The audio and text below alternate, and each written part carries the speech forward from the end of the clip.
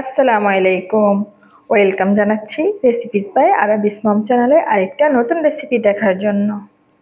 আজকে আমি একেবারে সহজভাবে চুলায় পিৎজা তৈরি করে দেখাবো আপনাদেরকে। প্রথমেই আমি পিৎজার ডোটা রেডি করে নিব। এখানে আমি 1/3 কাপ কুসুম গরম পানি নিয়েছি। ইস্ট দিয়েছি 1.5 চা চামচ, লবণ দিয়েছি পরিমাণ মতো আর চিনি দিয়েছি 2 চা চামচ। কুসুম গরম পানির মধ্যে ইস্ট দিলে দেখবেন ইস্টটা অ্যাক্টিভ হওয়া শুরু করবে। অ্যাক্টিভ না হলে বুঝে নিতে হবে ইস্টটা নষ্ট হয়ে গেছে। আর এখানে আমি 2টা পিৎজা রেডি করব। এর জন্য আমি ময়দা নিয়েছি 4 কাপ। আপনারা যদি একটা পিৎজা বানান তাহলে 2 কাপ ময়দা নেবেন আর ইস্ট নেবেন 1 চা চামচের থেকে একটু কম। আজকের পিৎজাটা আমি গরু মাংস দিয়ে করব। এখানে দেখেছেন আমি একটু পানির মধ্যে আদা রসুন দিয়ে আর একটু লবণ দিয়ে মাংসটা সিদ্ধ করে নিয়েছি আর এটা ছোট ছোট করে কেটে নিয়েছি। আর এই সিদ্ধ মাংসটা এখন আমি ভেজে নেব। এর জন্য চুলায় একটা প্যান বসিয়ে 2 চা চামচ তেল দিয়েছি। এর মধ্যে একটু পেঁয়াজ মরিচ দিয়ে পেঁয়াজ মরিচটা লাল হয়ে আসার পরে এখানে আমি 1/2 চা চামচ লাল মরিচের গুঁড়ো দিয়েছি আর 1/2 চা চামচ ধনিয়া জিরে গুঁড়ো দিয়েছি।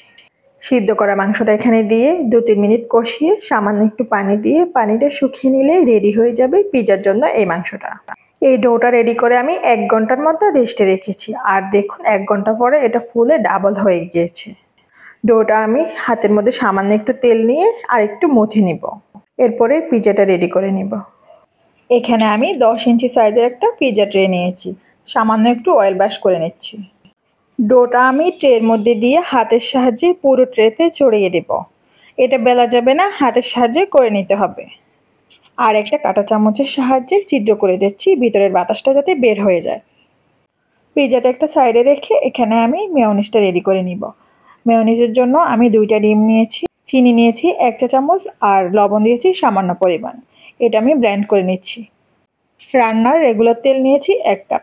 তেলটা আমি একেবারে দিব না।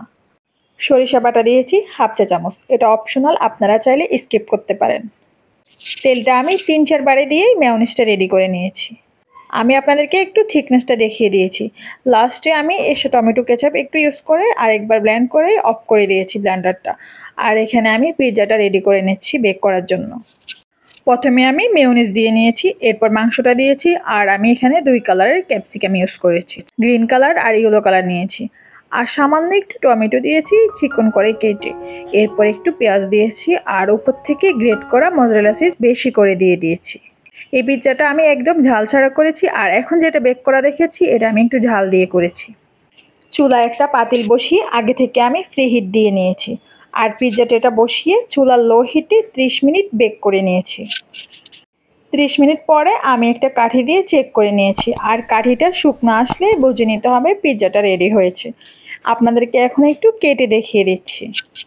বাসায় বসে ফ্যামিলির সবাইকে নিয়ে রেস্টুরেন্টের সাথে মজা করে খেতে পারবেন এই পিৎজাটা। আর যে মেয়োনিজ তৈরি করা দেখিয়েছি এটা অবশ্যই ট্রাই করে দেখবেন। খুবই মজার এই মেয়োনিজটা, আর একবার বানিয়ে খেয়ে দেখুন, বারবার খেতে ইচ্ছে করবে। আপনি কাউকে না বললে বুঝতেই পারবে না এটা কাঁচা ডিম দিয়ে তৈরি করেছেন, আর একটু ডিমের স্মেল থাকে না। আমি 2টো পিৎজাই দেখিয়ে দিয়েছি আপনাদেরকে, দেখুন কতটা লোভনীয় হয়েছে দেখতে। বাসায় না বানিয়ে খেলে বুঝতেই পারবেন না চুলায় এত মজার পিৎজা তৈরি করা যায়। আমি তো আর লোভ সামলাতে পারলাম না, একটু খেয়েই নিলাম। ভালো থাকবেন সবাই। আসসালামু আলাইকুম।